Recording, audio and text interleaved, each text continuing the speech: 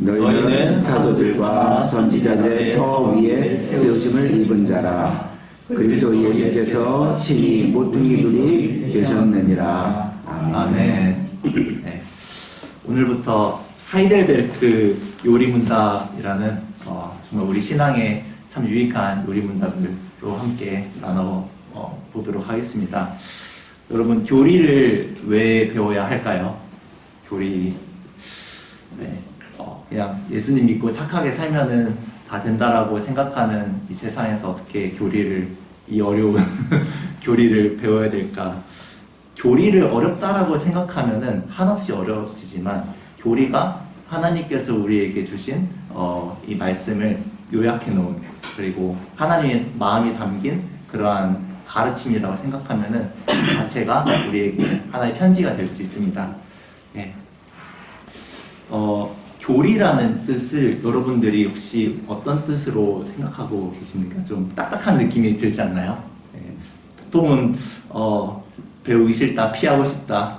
제가 다니는 신학교에서도 조직신학이라는 과목을 굉장히 싫어합니다. 네. 그래서 예전부터 전설적인 조진신학이라는 말이 있을 정도로, 이런 이제 조직신학만 가면은 이제 신학생들이 굉장히 힘들어하는데, 조직신학입니다. 조직신학이지만 굉장히 조직신학이라는 것을 또한 우리가 잘만 배우면은 우리 신앙의 기둥을 잘 세울 수 있습니다. 그래서 교리라는 것은 말씀의 바른 가르침이라고도 하고, 성경의 교훈을 요약한 신앙 고백이라고도 합니다. 신앙 고백. 그래서 교리가 왜 필요한지는 우리가 살아가면서 많은 주변 사람들을 통해서 알죠? 이단에 빠지지 않기 위해. 근데 단연 그 목적만이 있는 것이 아닙니다. 교리라는 것의 특성을 여러분들이 좀 잘 메모 이렇게 해 놓으실 때 있으면은 메모해 놓으시면 좋을 것 같습니다. 교리란 기본적으로 세 가지 특성이 있는데, 하나는 교훈적이라는 특성이 있고, 고백적이라는 특성이 있고, 변증적이라는 특성이 있습니다. 변증하니까 이제 또 머리가 아파지시죠? 네. 변증을 우리가 해야 될 일이 있습니다. 네. 자, 일단 교훈적이란 말은 무슨 말이냐면은, 이 가르침이 성경에 근거한 가르침이라는 말입니다. 성경에 근거한 가르침. 그래서 우리가 이것을 배우지만 이 교리가 하나님의 말씀을 요약한 가르침이라는 것에서 우리가 진리로서 아멘을 할 수 있는 거죠. 그리고 이 교리 공부라는 것은 단순한 세상의 지식을 배우는 것이 아니라 믿음으로 배우는 그러한 이제 지식입니다. 그래서 아무리 교리를 많이 배워도 이 말씀을 믿지 못하면은 이 말씀을 아멘할 수 없고, 아멘할 수 없으면은 아무리 머릿속에 많은 지식이 있더라도 다른 가르침, 다른 복음에 넘어가게 됩니다.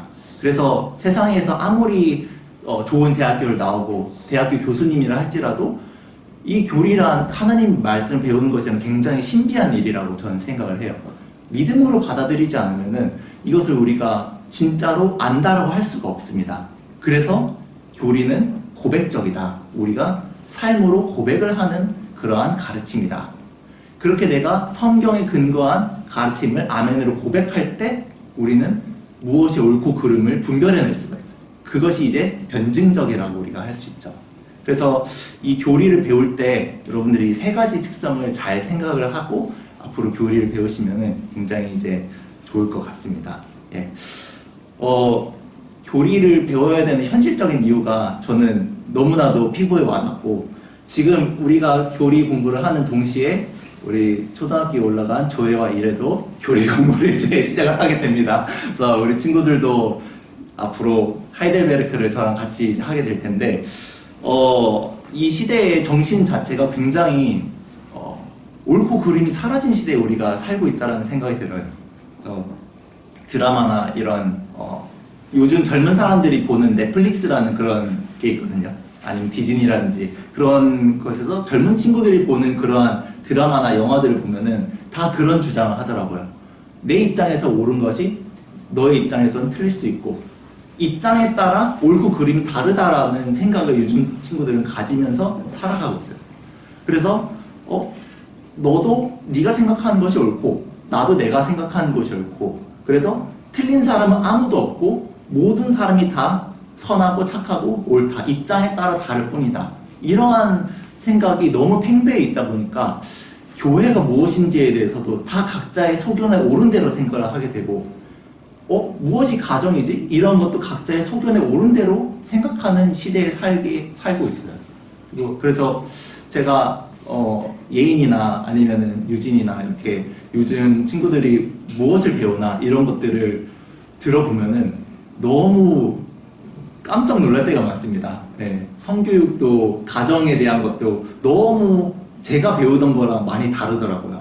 그래서 뭐 그런 이상한 가정의 형태가 있죠. 그런 것들을 이제 다 배우고 있고, 그래서 옳고 그름이 사라진 시대에 우리가 살고 있기 때문에 하나님의 말씀을 기준으로 무엇이 선이고 무엇이 악인지를 분별하는 분별력을 키우는 것은 이 시대에 정말로 필요하다. 예. 그리고 이걸 믿음으로 우리가 받아들일 때 우리가 옳고 그름을 분별해낼 수가 있다. 이렇게 생각이 듭니다. 그래서 교리가 필요한 현실적인 이유는 이러한 포스트 모더니즘, 이거를 이제 포스트 모더니즘이라는 용어로 사용을 하더라고요. 그래서 절대적인 선과 악의 기준이 없는 시대, 이런 시대에서 살아가고 있기 때문에 우리는 교리를 더욱더 배워야 되고, 그래서 이 교리가 우리의 신앙과 삶의 뿌리가 되어야 됩니다. 기둥이 되어야 됩니다. 그렇지 않으면은 이 세속화의 물결이 너무나도 강하기 때문에 금방 휩쓸려 넘어갑니다. 네. 그래서 특별히 하나님께서 우리 삶에 허락하신 공동체가 많이 있지만 교회와 가정이라는 두 공동체는 하나님께서 이 성경을 통해서 친히 제정하신 공동체, 사탄이 가장 무너뜨리려고 하는 공동체가 이 하나님께서 친히 제정하신 교회 가정이겠죠. 그래서 사탄은 오늘날 문화의 힘을 통해서 하나님께서 허락하신 아름다운 공동체를 왜곡시키는데, 무엇을 왜곡시키냐? 정체성을 혼란시켜버립니다. 그래서 내가 생각했을 때 교회는 사람들을 많이 돕고 불쌍한 사람들에게 자선 사업을 많이 하는 게 교회다. 내가 생각했을 때 교회는 그런 것보다 뭔가 교육에 더 힘을 쏟는 게 교회다. 그래서 자기의 생각, 자기의 감정 이런 것에 충실하게 내가 생각하는 교회를 정의를 하기 때문에 여러분들이 유튜브나 아니면은 그런 온라인 커뮤니티에 들어가서 교회에 대한 것들을 검색을 좀 해보시면은 사람들이 교회는 이래야 돼, 교회는 이래야 돼라는 말이 많지만 다 달라요. 그 옳고 그름의 기준이 자기 자신이 되어버린 겁니다. 자기 감정에 맞지 않으니까 이 교회는 잘못된 교회야. 그래서 다들 교회를 개혁해야 한다라고 얘기를 하지만 그 기준이 모호할 때 굉장히 많아요. 그래서 결국엔 모든 기준이 사라진 시대에 결국 남는 것은 정체성의 혼란, 정체성의 해체. 사탄이 원하는 게 저는 이거라고 봅니다. 네, 그래서 여러분 혹시 이제 젊은 교사분들은 아실지도 모르는데 핵가족이라는 말은 들어보셨죠? 핵가족. 요즘에는 이제 많은 가정들이 이제 핵가족이 돼서 할아버지와 할머니가 같이 살지 않고 떨어져 살고. 근데 요즘에 생겨난 신조어가 있습니다. 핵가족은 좀 옛날 말이 됐고요. 네, 핵개인이라는 말이 요즘에는 화두입니다. 핵개인. 네.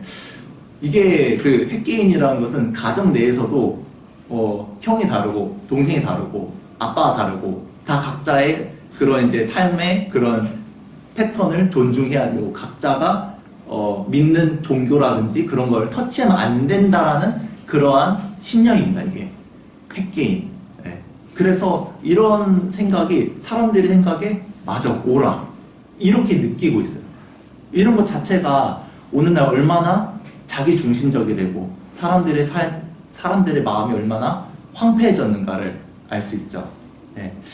그래서 마지막 때에 사랑이 식는다고 하잖아요. 그래서 제가 요즘 느끼기에 이 시대는 사랑이 식고 자기 권리를 주장하는 시대가 됐다. 네. 기독교가 무엇일까요? 저는 기독교란 자기 권리를 내려놓고 사랑하는 거라고 생각을 합니다. 예수님이 그러셨죠. 우리를 위해 자기 목숨을 내려놓으시고, 그리스도인이라면은 나의 권리를 내려놓을 줄 알아야 되는데, 이러한 예수님이 누구신지를 모르니까 이러한 정체성의 혼란에 파도가 밀어닥치는데 무엇이 옳고 그른지를 분별해낼 수 없는 거죠. 그래서 우리가 이 시대의 공동체가 해체되고 있는 시대 속에서 교리를 반드시 배워야 됩니다. 예. 그래서 교회의 정체성은 생명을 잉태하고 생명을 자라나게 하고 생명을 전하는 곳이죠. 네. 그러한 교회의 본연의 기능을 이 시대의 교회는 잘 감당하지 못한다라고 저는 보고 있어요. 굉장히 많은 일들을 하거든요. 정말 많은 일들을 하지만 과연 그 일들이 교회의 본연의 정체성과 부합하는 일들인가? 많은 프로그램들을 하고 많은 집회들을 하고 그런 것이 하나님의 말씀을 복음을 선포해서 생명을 잉태하고 생명을 자라나게 하고 생명을 전하게 하는 그 일과 얼마나 연관이 있는가를 살펴볼 때 본질에서 많이 왜곡된, 많이 벗어난 그런 모습을 볼 수가 있습니다. 이렇게 본질에서 교회 본연의 역할에서 교회가 벗어난 이유는 교회가 정체성을 상실했기 때문이고 정체성을 상실한 것은 성경을 왜곡했기 때문이죠. 왜곡했고 성경을 보지도 않고 일단은 보지도 않고 하나님 말씀을 사랑하는 마음이 없으니 교회가 자기중심적이 되는 거라고 생각이 듭니다. 예.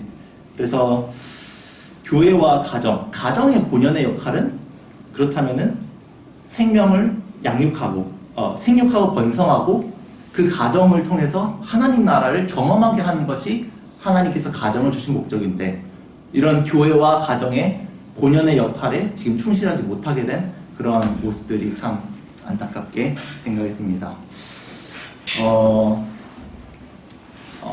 제가 최근에 본 그 영상 중에 이혼 전문 변호사가 나온 그 영상을 제가 하나 본 적이 있어요. 그래서 저도 결혼을 굉장히 하고 싶기 때문에 결혼에 관련된 영상을 아주 유익 있게 찾아보고 있습니다. 예, 빨리 결혼해야죠, 저도. 예, 어쨌든, 제가 그 영상을 보는데, 너무 충격적이었어요. 너무 충격적이었어요. 사람들이 왜 이혼을 하나? 이혼 전문 변호사니까 그 변호사님이 지금 당장 맡고 있는 케이스가 500케이스라고 하더라고요. 이게 호흡이 길대요. 이게 이혼이란 이런 그 절차 자체가. 그래가지고 호흡이 굉장히 긴데, 이혼 사유를 이렇게 들어보니까 그런 얘기를 하더라고요. 자녀를 양육하는데 요즘 부부들은, 좀 심한 부부들은 양육하는 시간을 아내와 남편과 분단위로 잰다고 하더라고요. 그래가지고 내가 3시간 31분 했는데 당신은 오늘 2시간 28분밖에 하지 않았느냐, 몇 분이 지금 부족하다, 이거를 시급처럼 하는데 이게 보통 일이 아니라고. 그래서 이거를 가지고 이혼 소송까지 간다고 해요. 이게 우리는 웃지만 이게 웃을 일이 아닙니다. 예. 저의 미래일 수도 있어요. 그래서 정신을 똑바로 차려야 됩니다. 제가 지금. 네. 그렇다던가 아니면은 재정에 관해서도 그런 공동통장을 이렇게 해서 사용하는데, 물론 그거는 이제 부부가 이제 합의를 해서 하는 일이지만, 뭐 육아용품을 하나 산다든지, 그럴 때 예를 들어서 기저귀 하나가 뭐 얼마다 하는데 이제 아내가 찾아보니까 더 싼 게 있다 해가지고 남편이 왜 이렇게 비싼 걸 샀냐, 우리 공동통장인데 우리가 각자 벌어서 낸 돈으로 산 공동통장인데 왜 더 알아보지 않고 더 한 3,000원을 이익 보지 않고 왜 이렇게 비싼 걸 사가지고 우리 가게에 그걸 하냐, 이런 거 가지고 다툼이 일어난다고 해요. 이혼 사유가 될 수가 없지만 저는 보면서 너무 쇼킹하더라고요, 그 자체가. 와, 그래서 세상이 이렇구나. 예, 제가 살아가야 될 세상은 이런 세상이구나 보면서 너무 마음이 착잡했습니다. 그래서 그런데 제가 이 영상을 보면서 깨달은 게, 사람은 자기 권리를 내려놓고 섬기는 건데, 예수님 믿는 사람은 그런 삶을 살아야 되잖아요. 예수님이 그런 본을 보이셨으니까. 근데 3,000원 가지고 육아시간 몇 분 더 했다고 막 자기 권리를 주장하고, 너무 자기 권리를 주장하는 시대에 살고 있다 이런 생각을 많이 하게 되더라고요. 예. 그래서 이 사회가 정말로 이렇게 사랑이 식어지고 있고 곧 예수님이 오실 거라는 증거가 우리가 여러 주변에서 많이 일어나고 있는 것 같아요. 그런 일들이. 그런데 정작 우리가 교리를 왜 배워야 되냐? 이것은 정말 근본적인 문제는 우리의 영원한 생명과 직결된 문제라서 우리가 배워야 된다. 네, 이렇게 생각이 듭니다. 예를 들어서 우리가 지금 우리 교회는 동성애에 대해서 동성애 동자만 나와도 인상이 팍 이제 쓰여지잖아요. 근데 이제 일부 교회는 동성애 이제 커플이나 아니면은 그런 결혼한 그런 이제 제가 볼 땐 부부가 아닌데 어쨌든 그런 부부들을 축복하는 곳이 있다라고 쳐요. 그런 교회에서 내가 다니는데 목사님이 말씀하신 거는 사람은 누구나 사랑받아야 되고 그래서 남자와 남자가 결혼을 해도 축복받아야 된다라는 설교를 목사님이 계속 하세요. 그런데 내가 정작 이 성경을 봤더니 동성애는 죄라고 분명히 나와 있거든요. 로마서와 레위기에. 그러면 목사님의 말씀과 내가 본 성경과 지금 다르잖아요. 그럴 때 목사님한테 여쭤봤더니 하나님의 뜻은 모든 사람이 구원을 받고 모든 사람이 사랑받아 마땅한 존재입니다. 이렇게 이야기를 해서 동성애 커플을 축복하고 동성애 그런 가정을 축복하는 그런 교회에서 내가 신앙생활을 계속 하다가 죽음에 이르렀다고 가정을 해봅시다. 그런 사람도 예수님을 사랑한다라고는 해요. 그렇지만 그런 사람에게 구원이 있을까요? 내가 기독교라는 종교를 믿고 예수님을 좋아한다고 사랑한다고 얘기하는 것과 하나님의 말씀에서 어긋난 교리를 내가 믿고 있으면서 내가 예수님 사랑한다고 하는 것. 마지막 날에 예수님께서 그 사람이 심판대에 딱 왔을 때 뭐라고 하실까요? 모른다라고 하지 않으실까요? 아마. 예, 굉장히 심각한 문제입니다. 예. 우리나라 교회는 그래도 보수적인 교회가 꽤 많지만 이제 외국에 나가보면 영어권 그런 교회라든지 제가 이제 미국에 잠깐 살다 온 일이 있었는데 거기서 이제 정말 충격적인 것들을 많이 보고 왔어요. 2016년이었거든요. 그때 2016년, 2017년 그때였는데 그때 제가 다니던 학교의 횡단보도가 레인보우 무지개색이었어요. 무지개색. 그래서 무지개를 계속 넘나들고 다니고 저희 학교가 그 컬리지였는데 거기 앞에 교회가 하나 있었어요. 근데 그 교회에 깃발이 하나 있었는데 그 깃발이 무지개 깃발을 이렇게 걸어놓고 그 교회는 이제 우리는 웰컴이다. 그런 사람들 너무나도 환영한다. 하나님이 당신을 사랑하십니다. 이렇게 얘기하는 거를 제가 들었는데 저는 이제 살아가면서 양목사님한테 교리를 철저하게 배워서 그런지 그런 거 보면은 이제 그게 이제 교리 센서가 발동을 해요. 저는 그래서 저거는 거짓이다. 저는 이게 하는데 좀 많은 사람들이 그 교회에 가더라고요. 제가 그걸 보면서 엄청나게 많은 문화적인 충격을 받았어요. 이게 저 교회도 하나님을 믿는다고 하고 나도 하나님을 믿는데 내가 믿는 하나님과 저 교회에서 선포하는 하나님이 좀 다른 것 같다. 네. 그런 생각이 많이 들었어요. 이게 뭐냐면은 유사 기독교. 저는 이제 유사 기독교라는 표현을 앞으로 자주 쓸 건데 기독교 같지만 예수님이 인정하시지 않는 기독교가 있습니다. 저는 확신해요. 그러한 유사 기독교를 우리가 분별하려면 오늘 우리가 서론에서 다뤘던 것처럼 성경에 근거한 가르침 우리가 배워야 되고 그 가르침 우리가 고백해야 되고 고백할 때 우리가 그것을 분별할 수 있습니다. 그래서 이것을 정말 이게 그래서 이 배우는 이 하이델베르크 자체가 너무나 귀한 동시에 어떻게 보면은 믿음으로 이것을 우리가 받아들이지 않으면 시간 낭비일 수가 있어요. 이것은 믿음으로 받아들임으로써 분별하고 내가 누리는 그러한 교리 공부이기 때문에 우리가 앞으로 공부를 할 때 저도 이제 기도를 많이 할 거지만 하나님께서 우리가 배우는 내용을 아멘 할 수 있도록 그런 마음을 달라고 여러분도 많이 평소에 기도를 하시고 우리를 위해서도 우리 교회를 위해서 자녀들을 위해서 함께 이 바른 성경의 가르침을 잘 믿음으로 받아들일 수 있도록 기도하면서 함께 나아갔으면 좋겠습니다. 예. 그래서 거짓 선지자, 굉장히 거짓 선지자들이 많습니다. 구약부터 신약까지 그리고 2000년 교회사를 통틀어서 거짓 선지자들이 너무나도 많습니다. 그 목사님께서 수요 성경 공부 때 이 시대에 득실거리는 거짓 선지자라는 아주 강렬한 제목을 가진 성경 공부를 진행하셨는데 여러분들 혹시 관심 있으시면은 연락을 주시면은 자료를 드릴 수가 있습니다. 굉장히 많아요. 예. 언제부터 거짓이라는 것이 생겨났을까요? 거짓이란 것은 복음이 선포된 순간부터 거짓이 시작이 됐다. 저는 이제 그렇게 믿고 있습니다.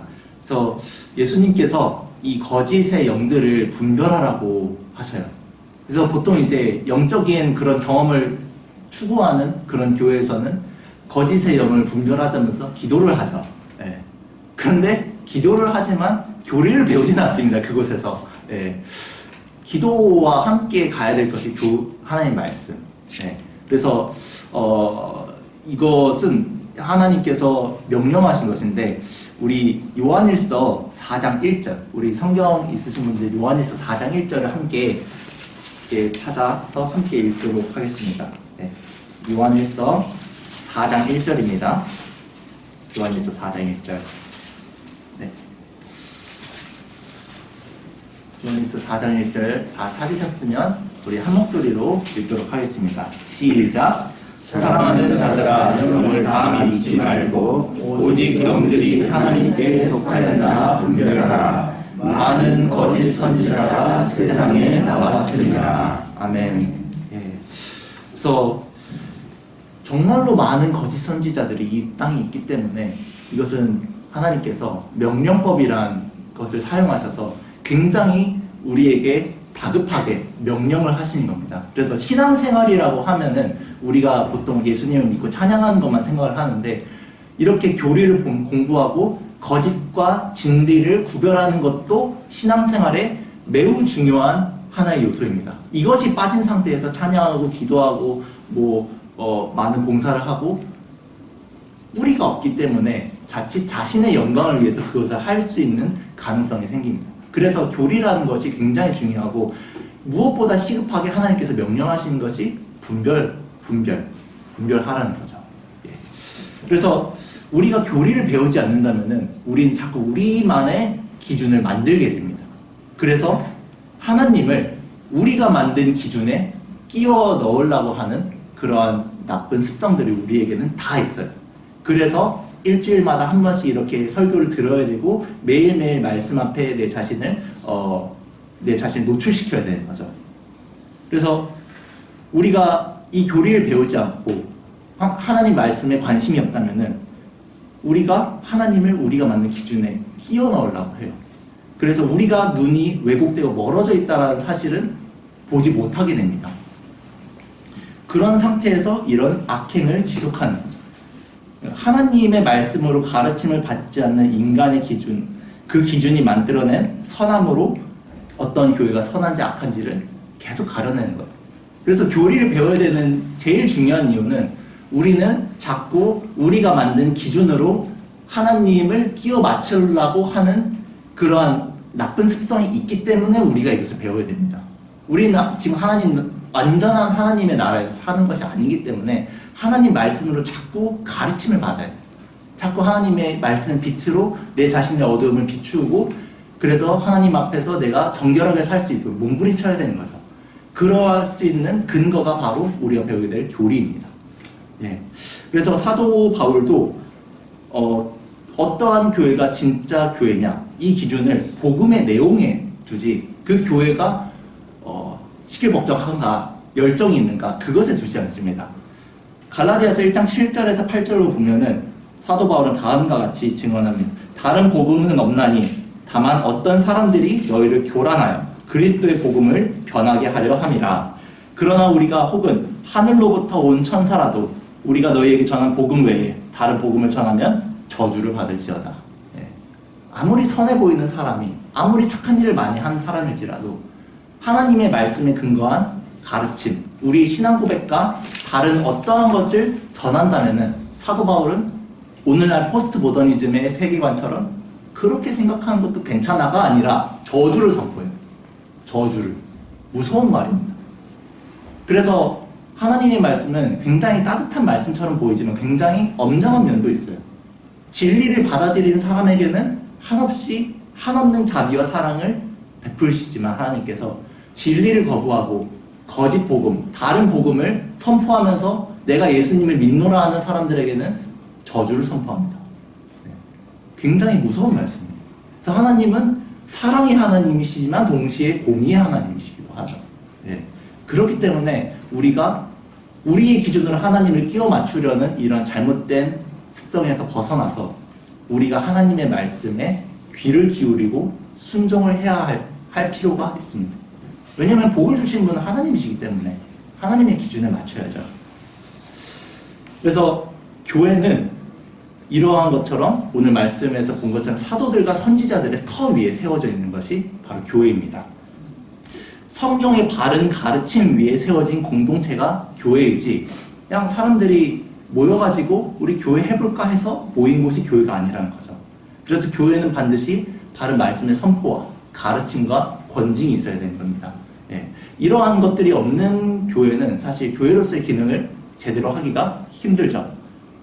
그래서 다른 누구도 아닌 예수 그리스도를 주춧돌로 삼는 교회가 진정한 교회이고 그러한 하나님의 말씀, 교리를 가지고 어떠한 교회가 진정한 교회인지 하나님께서 판단하실 겁니다.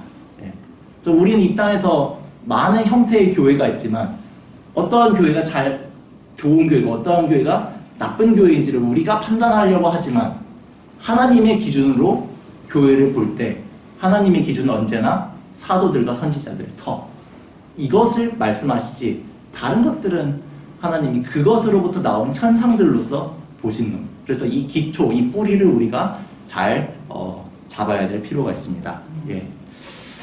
하이델베르크가 그렇다면은 우리에게 주는 유익을 한번 생각을 해볼게요.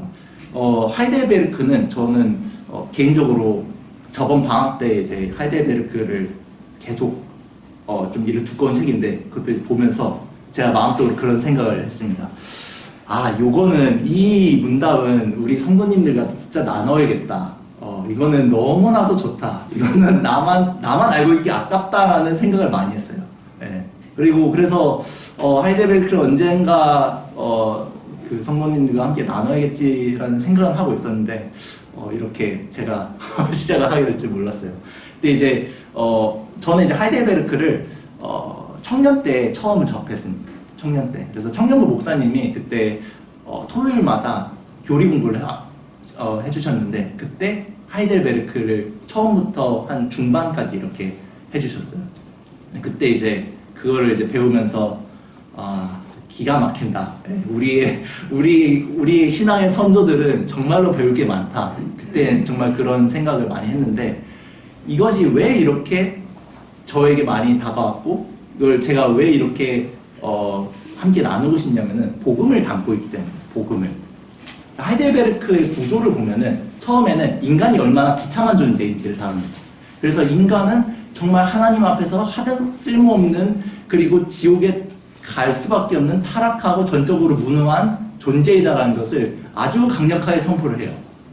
그 다음에 우리가 아무것도 할 수 없다라는 것을 확인시키고 하나님이 이루신 구원을 제시를 합니다.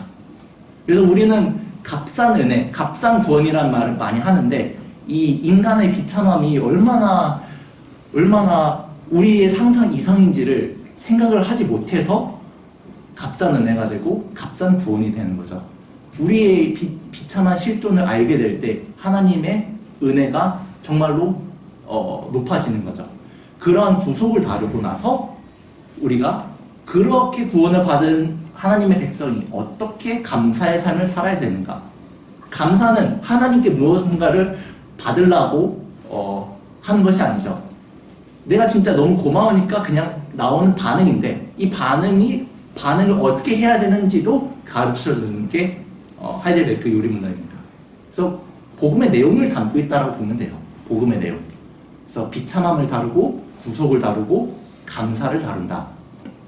그리고 또한 하이델베르크는 우리가 흔히 생각하는 것처럼 신앙과 생활을 분리시키지 않아요. 신앙이 곧 생활이고 생활이 곧 신앙이다. 네. 그래서 내가 정말 하나님을 안다면은 우리는 이렇게 행할 수밖에 없다는 것을 가르치고, 이렇게 해가지고 하나님께 뭔가 받으려는 율법주의가 아니라 하나님께서 나에게 이렇게 큰 은혜를 베푸셨기 때문에 나는 이러한 감사의 제목으로 하나님께 올려드린다. 이러한 세 가지 구조를 잘 우리에게 가르쳐줍니다. 그래서 신앙과 생활을 하나로 연결시키는 그러한 놀라운 구조를 가지고 있죠. 네. 하이델베르크를 여러분들이 좀 인터넷이나 이런 것을 찾아보시면은 이게 종교개혁 시대 때 쓰여진 그런 기록된 요리문답이라는 것을 알 수 있어요. 뭐 그런 이제 역사적인 것들은 인터넷에 보면은 많이 나와 있는데 정말 우리가 지금 왜 종교개혁 시대 때 이 쓰여졌던 이런 하이델베르크 요리문답을 배워야 되냐? 그때나 지금이나 맹목적인 신앙을 갖고 살아가는 것이 신자들의 모습이기 때문에 우리의 모습이고, 맹목적인 신앙을 가지고 신앙생활을 한다는 게 뭘까요? 마치 눈을 감고 도로에 나가는 것 같습니다. 도로에 나가면 차들이 쌩쌩 달리죠. 그래서 신호등이 켜져야지 우리가 그 길을 건너야 된다는 것을 눈을 뜨고 봐야 되는데, 눈을 감고 도로에 나가면은 차에 치이죠. 그런 것과 같아요. 그래서 맹목적인 신앙을 경계해야 되는데, 의외로 맹목적인 신앙을 하고 있는 사람들의 특징이 뭐냐면은 내가 맹목적인 신앙을 갖고 있다는 걸 몰라요. 나는 신앙생활을 잘 하고 있다라는 착각에 빠져서 살고 있습니다. 그런데 맹목적인 신앙에서 벗어난 사람은 교리에 기반을 둔 신앙을 가진 사람이죠. 교리에 기반을 둔 신앙을 가진 사람이 다른 교회 다니는 사람의 신앙의 모습을 볼 때 저거는 아닌데, 저거는 하나님 말씀에 근거했을 때 아닌데, 이런 게 보여요.